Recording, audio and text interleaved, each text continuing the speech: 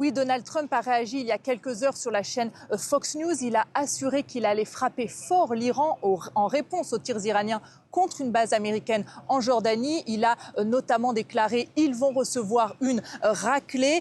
Donald Trump, qui lui-même a parlé d'attaque surprise, il a expliqué que les forces américaines n'avaient eu que quelques minutes pour abattre les missiles balistiques iraniens. On sent d'autant plus de frustration du côté du président américain qui se trouve actuellement à la Maison-Blanche parce que les États-Unis étaient en train de parler aux Iraniens au moment de cette attaque surprise. Washington, qui de son côté hier a également annoncé des frappes en Irak contre des groupes armés pro-iraniens menés conjointement avec l'Arabie Saoudite. Alors dans cette interview sur Fox News, Donald Trump a assuré que ces frappes avaient été menées en coordination avec le gouvernement irakien, mais de son côté, la présidence irakienne a dénoncé une violation flagrante de la souveraineté en Irak. Le président américain, donc Sonia, qui continue de menacer Téhéran de nouvelles frappes. Et en même temps, il y a des interrogations sur le stock de munitions dont les États-Unis disposent aujourd'hui.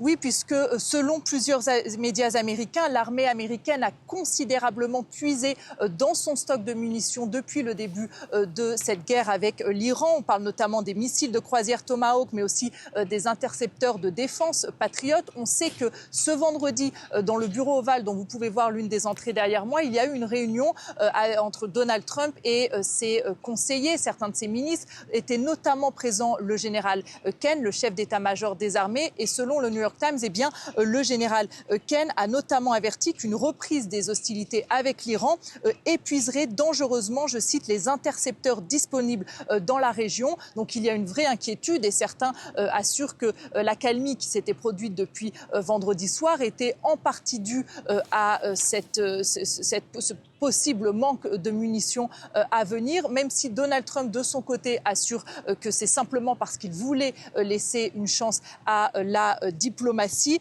En tout cas, il y a de plus en plus d'inquiétudes, notamment et ça fait déjà plusieurs semaines que certains au Pentagone s'inquiètent de voir ce stock de munitions s'épuiser de plus en plus parce que s'il y a un conflit plus tard, notamment avec la Chine, eh bien là, les États-Unis pourraient être en difficulté.